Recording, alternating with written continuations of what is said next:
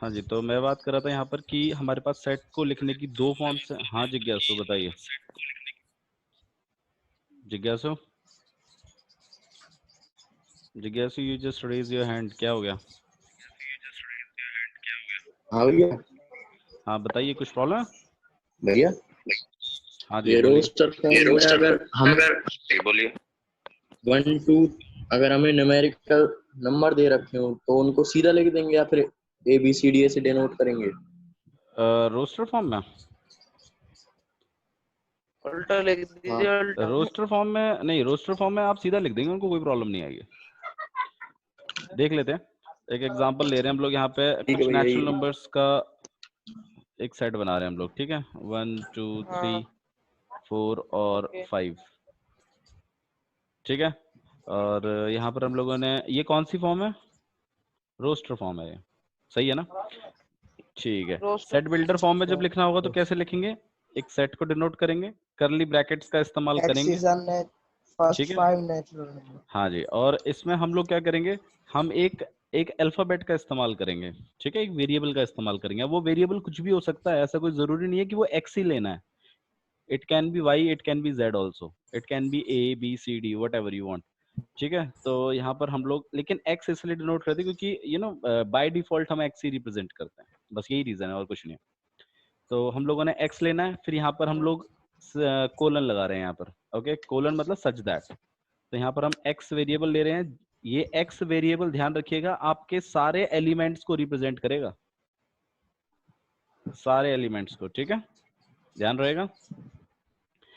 Okay, फिर हम यहाँ पे कोलन यूज करेंगे और फिर हम यहाँ पर एक बात लिखेंगे। वो बात जो होगी वो कॉमन प्रॉपर्टी होगी। वो क्या होगी? एक कॉमन प्रॉपर्टी होगी। किसकी कॉमन प्रॉपर्टी होगी? इन सारे एलिमेंट्स की कॉमन प्रॉपर्टी होगी। ओके जिज्ञासु बोलिए। जिज्ञासु कोई प्रॉब्लम? ठीक है भैया। ठीक है, ओके। तो मैं कह रहा हूँ यहाँ पर हम लोग x लिखने के बाद फिर यहाँ पर एक कॉमन प्रॉपर्टी लिखेंगे। अब वो कॉमन प्रॉपर्टी क्या होगी? देखिए, वो कॉमन प्रॉपर्टी आपको अलग दिख सकती है, मुझे अलग दिख सकती है, ठीक है। इट कैन बी डिफरेंट, मतलब मैं अलग तरीके से सोच रहा हूँ, आप अलग तरीके से सोच रहे हो, ये हो सकता है यहाँ पर, ठीक है। तो कभी कभी लिखने में हम लोग फर्क करते हैं, आप अलग तरीके से लिखेंगे और मैं अलग तरीके से लिखूं। तो इसमें तो हम लोग यहाँ पर यही लिख देंगे कि भाई कॉमन प्रॉपर्टी यही है कि ये सारे के सारे क्या नेचुरल नंबर्स हैं। नेचुरल, सही है ना?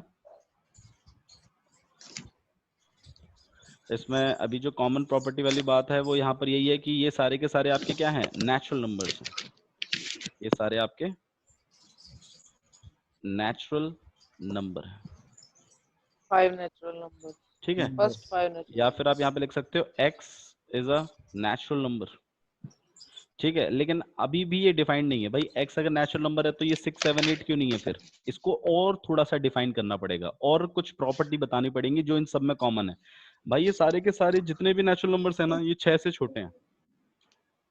तो हम यहाँ पे लिख सकते हैं कि x की जो वैल्यू है वो हमारी लेस देन है किसके साथ? 6 के साथ। समझ में आ रहा है मैं क्या कह रहा हूँ? सही है ना? अच्छा, बहुत बच्चे सोचेंगे कि भैया आपने यहाँ पर ऐसा नीचे इक्वल टू लगा के 5 नहीं लिख सकते थे क्या? लिख सकते थे। मैंने बताया ना, आपका लिखने का थोड़ा तरीका अलग हो सकता है, मेरा लिखने का तरीका थोड़ा सा अलग हो सकता है। It depends on us. अच्छा, मुझे अब ये बताओ कि इन दोनों फॉर्म्स में से आपको कौन सी अच्छी फॉर्म लगी? अभय, अभय जिसका नाम है वही बताया मुझे।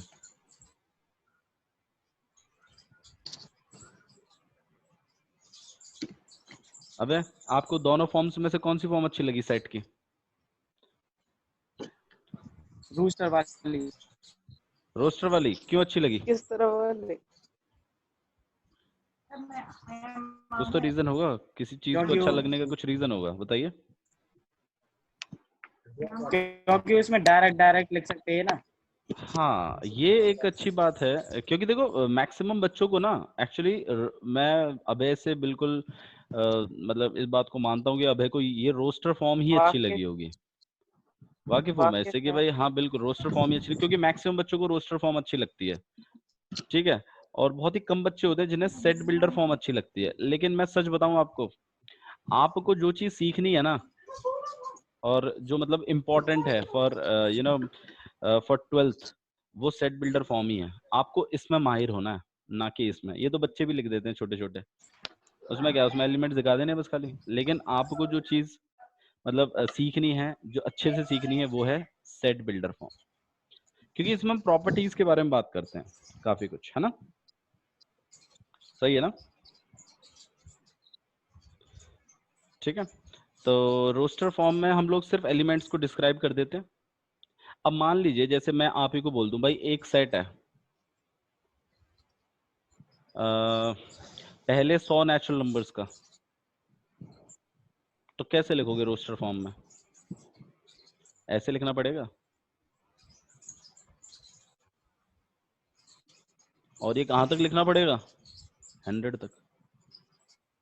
It will be very difficult for us to write you know like this. मुश्किल हो जाएगा काफी। हालांकि लिखने को लिख सकते हैं, ऐसा कोई इतना बड़ा इशू भी नहीं है, लेकिन set builder format will be very easy for us. यहाँ पे आपने सिर्फ क्या करना है, खाली एक एलिमेंट लेना है, एक कोई भी एक अल्फाबेट ले लेना है, और उस अल्फाबेट के बारे में बता देना है कि x is a natural number. x क्या है आपका? एक नेचुरल नंबर है, और इसकी रेंज डिफाइन कर देना कि ये किससे मतलब कहाँ तक है। भाई x जो है ये आपका लेस देन और इक्वल टू रहेगा कहाँ तक? 100 तक। लो, बात हो गई, है ना? तो बस खाली प्रॉपर्टी समझने की बात है, इसको थोड़ा सा लिखना आना चाहिए कि लिखना कैसे है। अच्छा, जब दो प्रॉपर्टीज आप लिखते हो ना एक साथ, तो बीच में आप जो है इस तरीके से यूज कर देते हैं। ओके, मतलब ये दोनों प्रॉपर्टीज से मिलकर इसकी कॉमन प्रॉपर्टी डिफाइंड है। ये तो कॉमन प्रॉपर्टी है, और ये रेंज है उसकी कि कहां से लेके कहां तक है। ओके, चलिए नंबर ऑफ एलिमेंट्स पे बात करते हैं। नंबर ऑफ एलिमेंट्स पे हम लोगों ने जब बात करी थी, तो हम लोगों ने सेट को कितने उसमें डिफाइन किया था?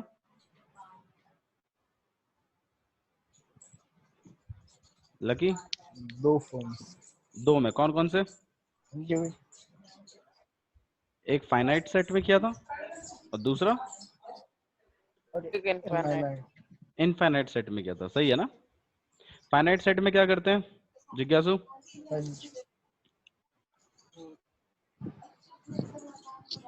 हाँ भैया, हाँ जी, क्या होता है फाइनाइट सेट फाइनाइट में? में हमें लिमिटेड नंबर्स देते हैं।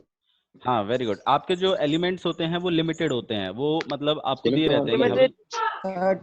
अच्छा, मुझे एक बात बताओ एरन, कलेक्शन। हाँ जी, क्या? हाँ एरन हाँ बोलिए। भैया,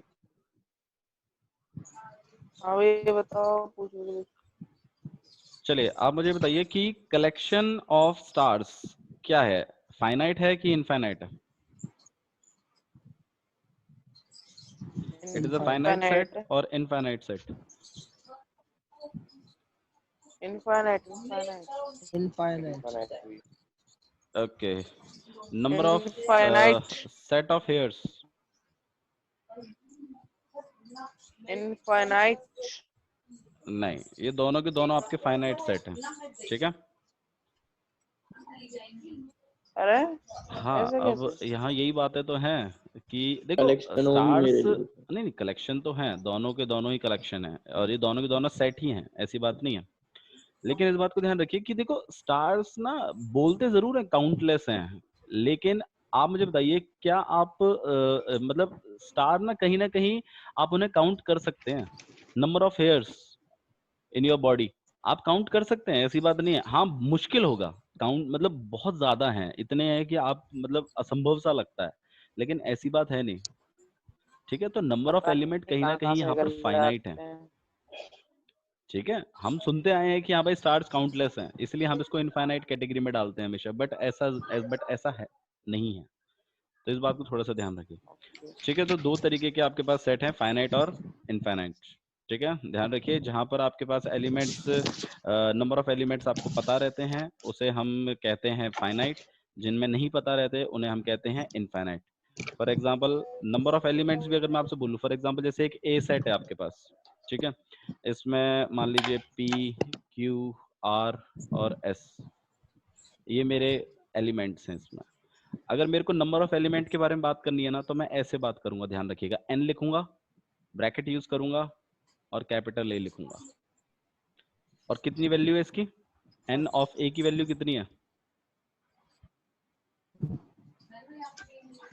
अगर इनफाइनाइट है तो 4, ऑब्वियस सी बात है। नंबर ऑफ एलिमेंट्स कितने हैं इसके अंदर? 1 2 3 4, 4 है। तो n ऑफ a की वैल्यू में कितनी रख दूंगा? 4। ओके, याद रखिए कि n ऑफ a का मतलब क्या होता है? इसको पढ़ते कैसे हैं? इसको पढ़ते ऐसे हैं, number of elements of set a, of set number of elements of set a। ठीक है, इसको हम लोग इसी तरीके से पढ़ते हैं, number of element of set a को हम n ऑफ a पढ़ते हैं। n ऑफ a की वैल्यू कितनी गई? 4। ध्यान रहेगा कि नहीं रहेगा? ठीक है।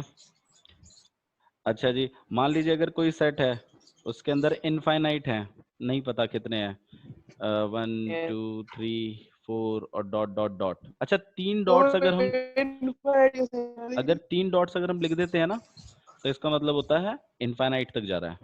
ओके, अच्छा ये चीज, और एक चीज और बात करते हैं, 1 2 3 4, बीच में 3 डॉट एंड देन 100। ये चीज और ये चीज, इनमें से कौन सा फाइनाइट है? लकी, कौन सा फाइनाइट है बाबू? नीचे वाला 100 वाला। नीचे वाला, ठीक है। ऊपर 3 वाला, डॉट, हाँ ऊपर वाला। नीचे वाला। ऊपर वाला कैसे है यार? अच्छा वो समझ गए? 3 डॉट लग गए, खत्म हो गया, उसके बाद मतलब आगे चलता रहा ये। ऊपर वाला इनफाइनाइट है। ठीक है, इसमें मैंने लास्ट एलिमेंट को डिफाइन कर दिया मुझे लग रहा था इनफाइनाइट की पूछ रहे हो। अच्छा ठीक है, तो इस बात को ध्यान रखिए। इनफाइनाइट को बोल पूछ रहे हो। ठीक है, समझ में आया आप लोग को लिखना कैसे है? n ऑफ a का मतलब समझना है आपको क्या चीज होती है। ओके, नेक्स्ट चीज जो है, हम लोगों ने एप्सिलॉन सिंबल के बारे में बात किया था। एप्सिलॉन है ना, एप्सिलॉन सिंबल हम लोगों ने कुछ इस तरीके से डिफाइन किया था। एप्सिलॉन सिंबल का मतलब होता है, ये पहली बात तो देखो, ये एक सिंबल है, आपको इस बात को समझना है कि ये सिंबल किन चीजों के बीच में यूज किया जाता है। पहली बात तो देखो, ये एक सिंबल है, ये किन चीजों के बीच में यूज किया जाता है? ये यूज किया जाता है जब कभी हम एक एलिमेंट का रिलेशन बताते हैं एक सेट के साथ। मतलब हम ये बताना चाहते हैं कि भाई ये एलिमेंट इस सेट में है कि नहीं है। अगर है तो हम लिख देते हैं बिलोंग्स टू, और अगर नहीं है तो हम लिख देते हैं बिलोंग्स टू को cut, not belongs to. Clear है ना? नॉट, इसको हम लोग पढ़ते हैं बिलोंग्स टू, और इसको हम पढ़ते हैं नॉट बिलोंग्स टू। ठीक से पढ़िए, याद रखिए, हमें एक्सरसाइज भी करनी है। आप सबके पास एनसीईआरटी की ऐप तो आप लोग डाउनलोड कर सकते हैं अभी। चलिए कोई बात नहीं, मैं क्वेश्चन को आपको डिस्क्राइब कर दूंगा, ठीक है, साथ साथ में करते चलेंगे। ओके, तो हम लोग यहाँ पर जो बात कर रहे हैं वो एप्सिलॉन के बारे में बात कर रहे हैं, और यहाँ पर एप्सिलॉन किस किस के बीच में रिलेशन दिखाता है? अनमोल, अनमोल आर यू देयर? हाँ जी सर एक सेट और एलिमेंट के बीच में रिलेशन दिखाता है। बहुत बढ़िया। फॉर एग्जांपल, हाँ वेरी गुड, फॉर मतलब ये है कि नहीं वो चीज बताता है। फॉर एग्जांपल जैसे मेरे पास एक सेट है, उसके एलिमेंट हैं ए बी सी और डी। ओके, और मैं आपको कहने लगूं कि भाई ई और सेट ए के बीच में है, मतलब ये ई इस ए सेट में है कि नहीं है? तो नहीं है, नहीं है तो हम इस चीज का इस्तेमाल करेंगे नॉट बिलोंग्स टू का, नॉट बिलोंग्स टू। ठीक है ना? ओके, और अगर ए की बात करूं, स्मॉल ए की, तो बिलोंग्स टू, ऑब्वियस बात है। अच्छा, आप ये भी पूछ सकते हो सर इसको उल्टा भी लिख सकते हैं क्या, ऐसा लिख सकते हैं क्या? तो ये ऐसे नहीं लिख सकते आप, ये गलत है। ध्यान रखिए, एलिमेंट को पहले लिखा जाता है। हम इसको पढ़ेंगे कैसे? Small a belongs to capital A set, या फिर element small a belongs to set A. बात समझ में आ रही है ना? ठीक है, एलिमेंट स्मॉल ए, ठीक है, मतलब समझो इस बात को, ठीक है। मैं थोड़ा सा इसको ऐसे करूंगा, small a belongs to you know set a। इसको हम इस तरीके से पढ़ेंगे। तो आपको इस बात को ध्यान रखना है कि कौन सा एलिमेंट किस सेट को बिलोंग कर रहा है। ओके, नेक्स्ट इससे ज्यादा मेरे ख्याल से और तो कोई बातें नहीं हुई थी, तो आइए चलिए एक्सरसाइज कंटिन्यू कर लेते हैं इसके साथ ही, ठीक है। कंटिन्यू करें। मेरे ख्याल से फर्स्ट वाला, अच्छा कलेक्शन, इसके बारे में बता दीजिए। चलिए, the collection of all even integers. हाँ जी, सेट है कि नहीं है? सेट है। लकी सेट है? अच्छा जी, कैसा सेट है लकी? क्या इवन लगता है? इंटीजर है भैया, एक हाँ, ही होंगे सबके लिए। इनफाइनाइट। इनफाइनाइट सेट है, सही बात है। नंबर ऑफ एलिमेंट्स की अगर हम बात करें तो इनफाइनाइट सेट है। लिखेंगे कैसे? भैया नहीं है सेट, इवन सेट नहीं है? ओके, आप बता दो। कलेक्शन है। ऑल, नहीं है, ऑल इवन इंटीजर लिखा हुआ है इसमें ऑल लकी। है तभी। हाँ, ऑल कलेक्शन बोला है है, भैया। कलेक्शन कैसे है बाबू? बनाओ, आप भी बनाना, एक बार थोड़ा सा बनाओ, भैया बताओ तो सही मुझे, अगर है तो क्यों है कैसे? बताओ। क्योंकि भैया आप अगर कुछ आगे का ले रहे हो, मैं पीछे के इवन इंटीजर्स ले लूं। नहीं, पीछे और उसकी बात नहीं हो रही। देखो इनफाइनाइट है, जैसा अनगिनत है। पहली बात तो आप कितने भी ले लो, इनफाइनाइट है। आप इसमें कितने ज्यादा, जैसे मान लो आपने 5 लिखे, 5 तो लिखोगे, फिर पीछे 3 डॉट तो लगाओगे ना लास्ट में, नहीं लगाओगे? अगर हम इसको हाँ लिखेंगे अच्छा तो ठीक है, तो हम ठीक इसको है। कैसे लिखेंगे? हम इसको ऐसे तो लिखेंगे 2 हो गया, हालांकि 0 भी हमें इंक्लूड करना पड़ेगा, ठीक है। 2 4 6 और आपके पास यहाँ पे 4 आ गया, 6 आ गया, 8 आ गया, फिर 3 डॉट्स आप लगाओगे, यही तो लगाओगे। और आगे भैया समझ। इन तीनों डॉट्स में सारे के सारे एलिमेंट्स आ जाएंगे। अब मैं मान लो यहाँ पर 98 लिख दूं, 100 लिख दूं, ठीक है। 102 लिख दूं, 104 लिख दूं, तो भाई और मैं भी पीछे 3 डॉट लगा दूं। अब आप मुझे बताइए, क्या इस सेट को और इस सेट को आप अलग अलग बताओगे? भाई इन 3 डॉटों में ये भी आ गए और नहीं इसके इन 3 डॉटों में ये सारे आ गए, भैया नहीं है? हाँ जी। अगर हमें इसके अंदर नेगेटिव इंटीजर दिखाने हो फिर हमें इसके पीछे भी तो डॉट लगानी चाहिए। देखिए, अगर इवन इंटीजर कह रहा है ना सिर्फ डॉट खाली, सुनिए, अगर अगर नेगेटिव अगर इवन इंटीजर कह रहा है तो इसका मतलब है पॉजिटिव इंटीजर्स की बात कर रहा है। अगर नेगेटिव बोलता ना तो वो नेगेटिव इवन इंटीजर बोलता आपको, ठीक है। ओके ओके, तो इस बात को थोड़ा सा और ध्यान रखिए आप। ऑल कह रहा है भैया वो। हाँ, ऑल इवन ऑल इंटीजर्स भी कह तो रहा है, कह रहा है। ऑल इवन इंटीजर्स कह रहा है ना। ऑल नेगेटिव इवन इंटीजर्स कहता तो बात अलग है, ठीक है। क्लियर? तो एक चीज और देख लेते हैं बस खाली, collection of most dangerous animal of the world, जिज्ञासु। कलेक्शन। हालांकि जिज्ञासु नहीं है मोस्ट डेंजरस एनिमल, मैं कलेक्शन, पूछ रहा हूँ जिज्ञासु से। कलेक्शन है भैया ये, कलेक्शन है भैया ये। हाँ जी, तो बिल्कुल सही बात है, ये एक कलेक्शन है। क्योंकि देखो मोस्ट डेंजरस एनिमल हर बंदे के अलग अलग हो सकते हैं, ठीक है।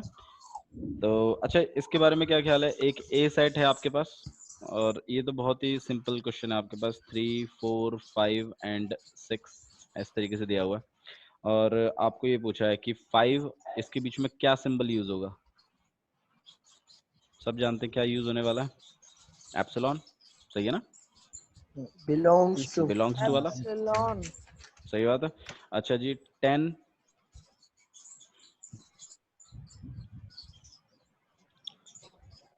Does not belongs to. Clear है, सिंपल है ये चीज तो। चलिए, अब नेक्स्ट चीज हम लोग जो है, मैं आपके सामने कुछ सेट बिल्डर फॉर्म्स लिखूंगा और आपने उनको रोस्टर फॉर्म में कन्वर्ट करना है। ओके, फॉर एग्जांपल जैसे एक ए सेट है हमारे पास, यहाँ पे x is a integer. Lucky, integer क्या होता है बाबू?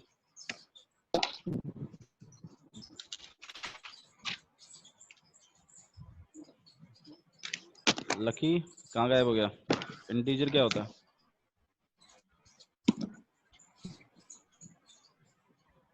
अरे पता है तो बोलो पता है, नहीं पता तो बोलो नहीं पता। Don't turn your pages. हाँ भाई जिज्ञासु हेलो कहाँ है? भैया, आवाज नहीं आ रही है आपकी, क्या कह रहे हो? मैं पूछ रहा हूँ इंटीजर्स क्या होते हैं। जिज्ञासु इंटीजर्स क्या होते हैं इंटीजर्स? बाबू? हाँ जी। हेलो भैया, नंबर्स होते हैं 0 1 2 3 4 5 6। हाँ भाई जिज्ञासु आप बताइए। ये जो इसमें सारे नंबर इंक्लूड होते, पॉजिटिव भी नेगेटिव भी। और जीरो भी। हाँ जिसमें एक्चुअली सारे नंबर मत बोलो, नेगेटिव नेचुरल नंबर्स हो, जीरो हो और पॉजिटिव नेचुरल नंबर्स हो, ऐसे बोलो। पॉजिटिव नेचुरल आप नंबर। मेरी क्लास 9th की वीडियो देखिए, उसमें मैंने डिफाइन किया है रियल नंबर सिस्टम्स में सारे। दूसरी क्लासों की वो नहीं वीडियोस देखी देखना कोई गुनाह नहीं है, आप देख सकते हैं। ठीक है, तो जो सबसे पहला ये जो है इंटीजर के बारे में बात, देखो आपको पता होना चाहिए, यहाँ पर हम लोग डिस्क्रिप्टिव वे में लिखा हुआ है। ये कौन सी फॉर्म है लकी? ये सेट बिल्डर फॉर्म है ना? Set roster. ये रोस्टर फॉर्म है। वेरी गुड, बहुत बढ़िया, क्या बात है, मजा आ गया सुन के। ओ सेट सेट अरे सेट बिल्डर भाई। सेट बिल्डर, सेट हाँ बिल्डर, जी, सेट बिल्डर, बॉडी बिल्डर। हाँ जी। ये सेट कौन सी बिल्डर। फॉर्म है अनमोल? सेट बिल्डर फॉर्म है ना ये?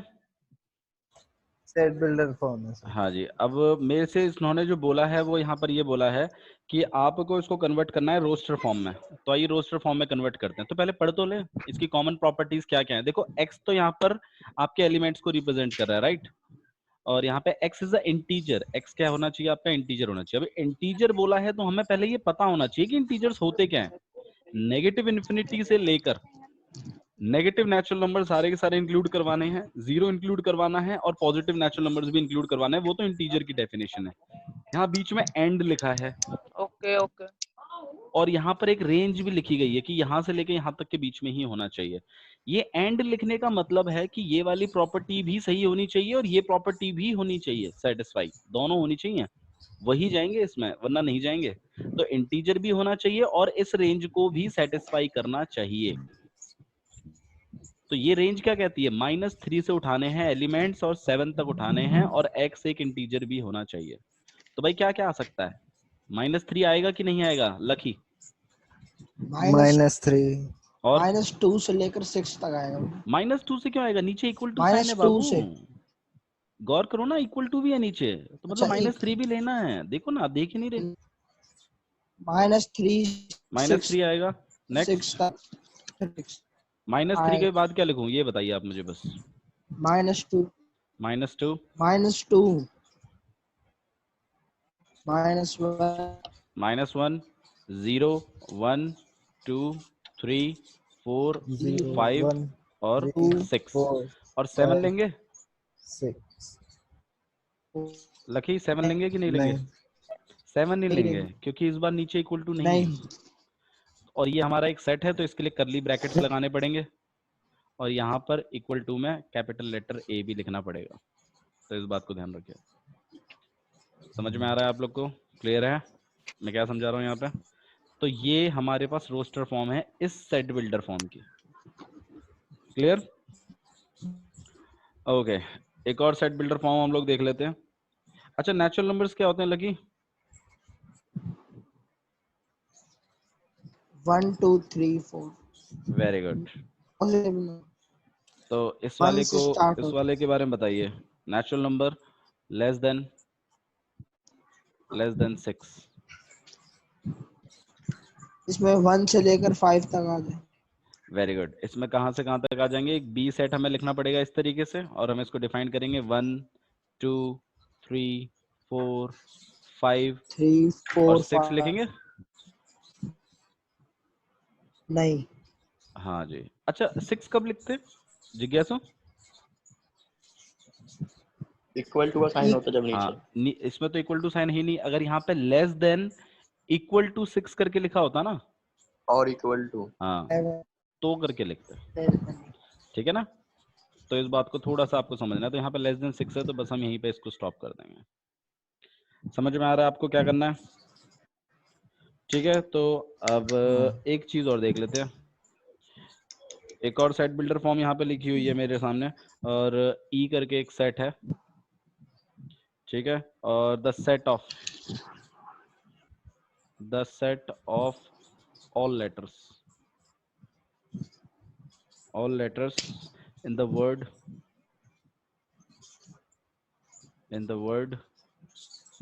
trigonometry.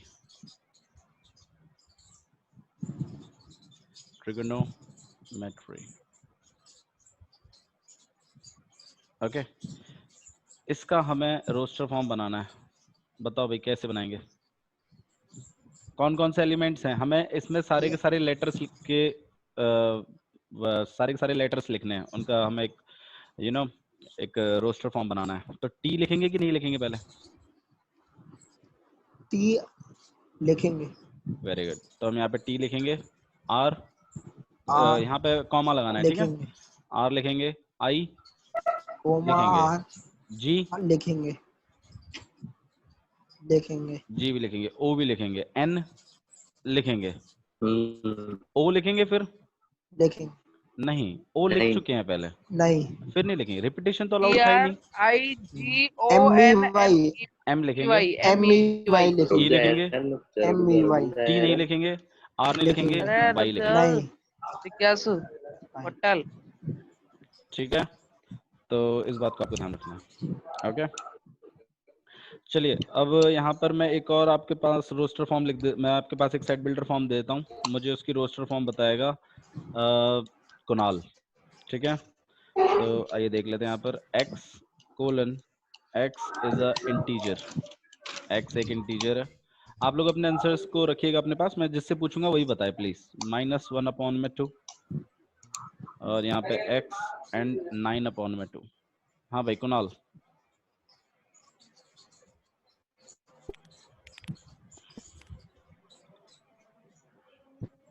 कुणाल खो गया क्या? सर इसमें जो x की वैल्यू होगी -1/2 और 9/2 के बीच की होगी।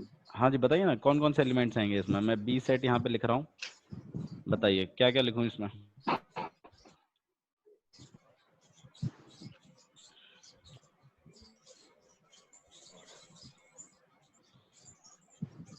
जीरो 0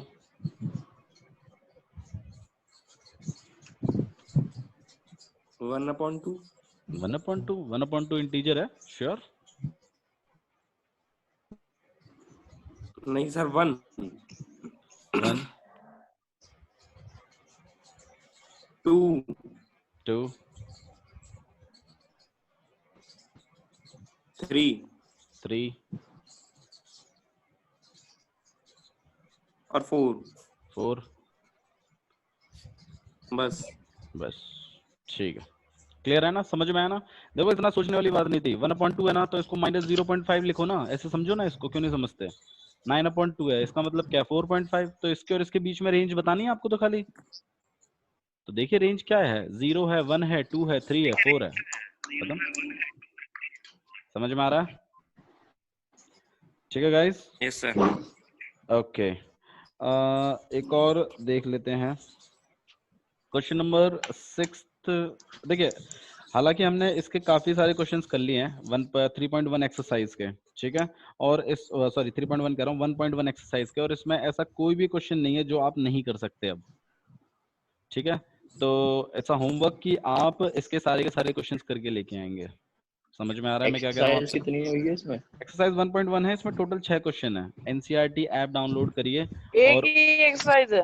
हाँ पूरी एक ही एक्सरसाइज है। और मुझे होमवर्क मैसेज करिए मेरे जो आप नंबर है उस पर, ठीक है? हमारा जो ग्रुप है उस पर मैसेज करिए, और तभी मिल मैं जाएगी। आपको अगली क्लास में अलाउ करूंगा। अदरवाइज जो बच्चे होमवर्क नहीं सबमिट करेंगे, I won't allow them in our next class, और जो बेइज्जती होगी वो अलग होगी, ठीक है? तो I want you to do it and submit this homework today और टुमारो, ठीक है? ऐसा चलो नहीं भाई। कि क्लास ठीक। 5 बजे है, आप 4 बजे होमवर्क सबमिट कर रहे हैं, ये नहीं चलेगा। पहले करिए उससे, ठीक है? समझ में आ रहा है कैसे ठीक है करना है? ठीक है यस सर। ओके चलिए, नेक्स्ट तो क्लास कब है? नेक्स्ट क्लास कल ही होगी, डोंट वरी। परसों ठीक है? परसों नहीं मेरी कोशिश रहेगी कल की, है बट पहले हाँ कल हालांकि आपकी शायद फिजिक्स की क्लास भी है परसों ना? कर ले हाँ कोई तो ना। परसों ही होगी, ठीक है? हाँ कल परसों। Okay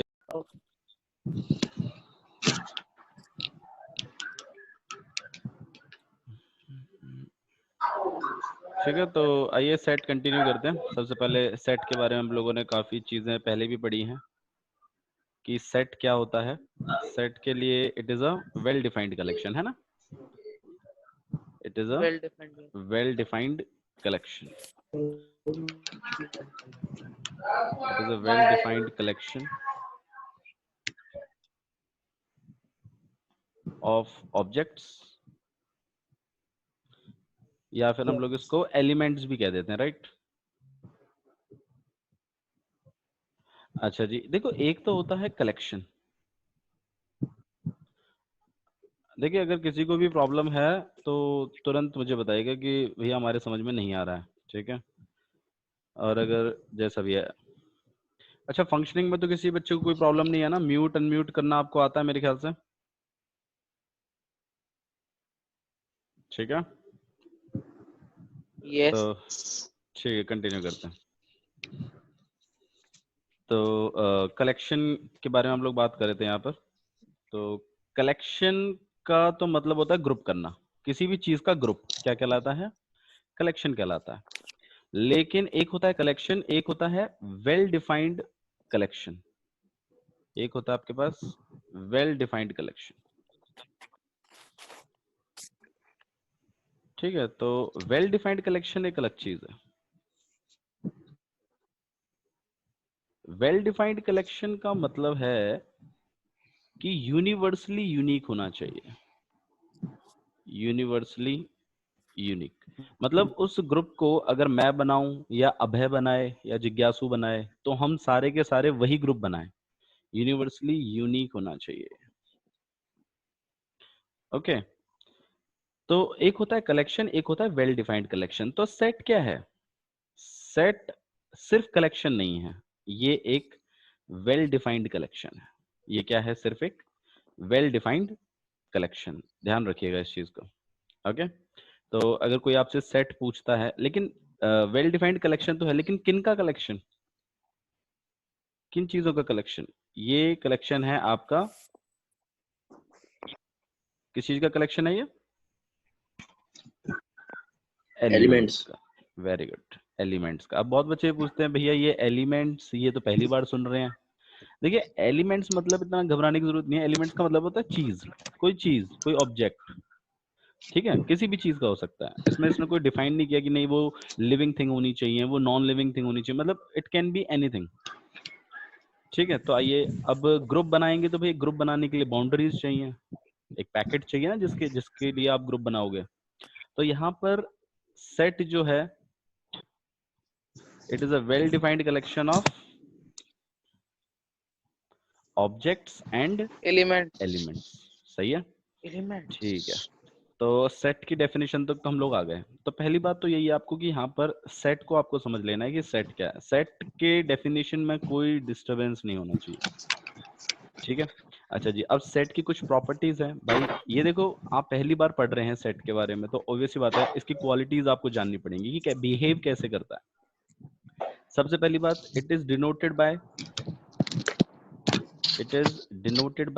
a capital letter.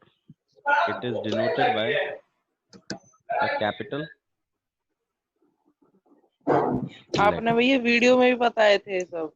हाँ, चीजें हमने क्लियर करी हैं। हालांकि हमारा पहला ही लेक्चर है, तो इसमें मैं बस यही है कि थोड़ा सा पीछे से बेसिक लेके चल रहे हैं, ठीक है। क्योंकि कुछ बच्चे हैं जिन्होंने देखी है, कुछ बच्चे हैं जिन्होंने नहीं देखी है बिल्कुल भी। तो मैं ये नहीं चाहता कि जिन्होंने नहीं देखी है उनको बिल्कुल समझ में ना आए, ठीक है। कम से कम थोड़ा बहुत समझ में आ जाए। चिंता मत करो, उस पर ज्यादा टाइम स्पेंड नहीं करेंगे हम लोग, आगे बढ़ जाएंगे उस पर, ठीक है। तो सेट हम लोगों ने समझ लिया, it is denoted by a capital letter, obvious सी बात है। नेक्स्ट फीचर क्या था एरन?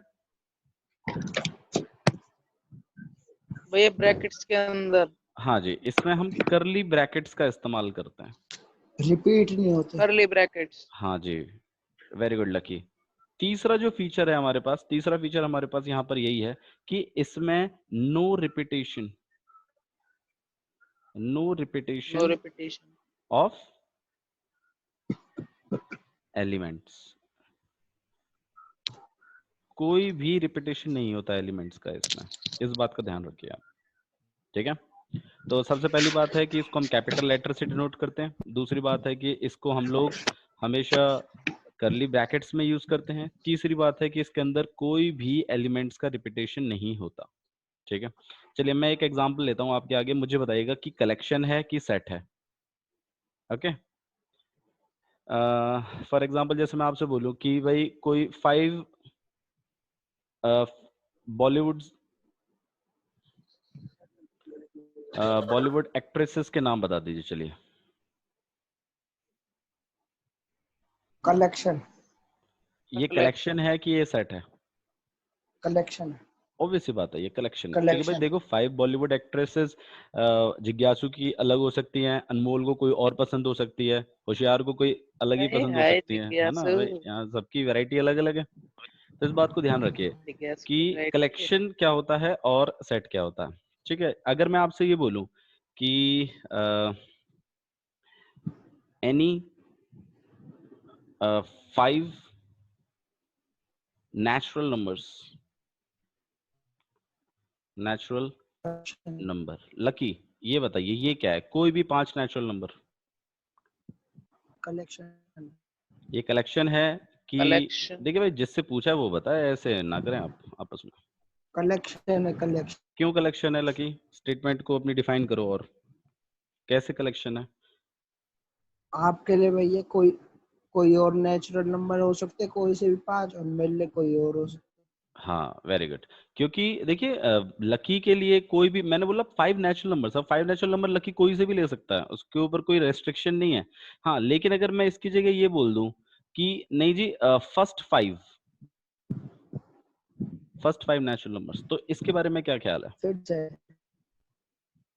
अब ये क्या है? सेट हो जाएगा। वेरी गुड, अब ये एक सेट है। सेट ठीक है, तो इस चीज को आपको समझना है। ठीक है, नेक्स्ट चीज एक और देखते हैं अनमोल। फॉर एग्जांपल जैसे मेरे पास, पहली बात तो हम कैपिटल लेटर से डिनोट कर रहे थे, राइट? फिर हम लोगों ने करली ब्रैकेट का यूज भी करना है।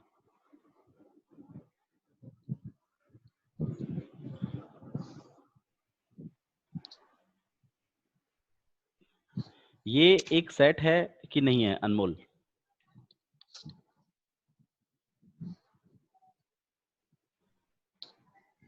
नो। सर इसमें अनमोल, पूछा क्या है, मैं समझ आया नहीं। मैंने आपसे ये पूछा है हाँ कि जी क्या सर। ये एक सेट है कि नहीं है? सर ये सेट, सर इसमें समझ नहीं आ रहा, ये एक सेट है? इसमें कुछ पूछा नहीं। नहीं, मैंने आपसे ये बोला है कि क्या ये एक सेट है। अब सेकंड सेट की प्रॉपर्टीज क्या थी? सेट की प्रॉपर्टीज थी कि करली ब्रैकेट के अंदर होना चाहिए और एक कैपिटल लेटर से डिनोट होना हाँ चाहिए, सर है। रिपीटेशन नहीं होना चाहिए, लेकिन इसमें रिपीटेशन है। बट रिपीटेशन है तो इसका मतलब ये इसमें नो नहीं कि ये रिपीटेशन। सेट नहीं है। नहीं, ऐसी बात नहीं कि सेट नहीं है, लेकिन ये अपनी नहीं प्योर फॉर्म में नहीं कलेक्शन। है। अब अभी प्योर फॉर्म में नहीं है, इसको प्योर फॉर्म में लेके आते हैं। ठीक है, अच्छा, हालांकि सेट तो है, इसमें कोई डाउट नहीं है, जी सर। बस इसको थोड़ा सा प्योर में लेके आना पड़ेगा आपको कि इसका जो नोटेशन होगा वो कुछ ये होगा, ऐसा। ये वाला सेट और ये वाला सेट अगर मैं कहूं तो ये दोनों एक ही सेट हैं, अलग अलग सेट नहीं है ये। These are the same set है। आप कहोगे नहीं ठीक है सर, सर। इसमें तो 5 एलिमेंट्स हैं और इसमें 3 एलिमेंट्स हैं। भाई 5 और 3 एलिमेंट्स हैं, मैं मानता हूँ इस चीज को, लेकिन सेट ने क्या कहा था कि उसमें रिपीटेशन अलाउड नहीं होना चाहिए। तो अगर रिपीटेशन हो रहा है तो उस रिपीटेशन को सॉल्व करके नॉर्मल फॉर्म में बना के लिखिए, वो होता है सेट। क्लियर है? तो आप इस वाले यस सेट सर। को और इस वाले सेट को अलग अलग नहीं बताएंगे, बल्कि सेम सेट बताएंगे। किसी को डाउट है तो मुझे अभी सेम पूछिए। बताएंगे। ठीक है, नहीं नहीं है सर। क्लियर है ना? अच्छा जी, अब मुझे लकी बताएगा कि लकी ये बताइए, ये वाली जो फॉर्म मैंने लिखी है ये कौन सी फॉर्म है सेट की? सेट के लिखने के 2 फॉर्म्स थी ना हमारे पास, इसमें से ये वाली कौन सी फॉर्म है? हाँ जी, रोस्टर। रोस्टर फॉर्म है। हम सेट को 2 फॉर्म्स में लिखते थे, याद करिए, और उसमें से एक जो होती है उसको तो हम रोस्टर फॉर्म कहते हैं, राइट? और एक सेट बिल्डर। और एक होती है आपके पास सेट बिल्डर फॉर्म। दोनों में क्या फर्क है Lucky? Set builder set builder.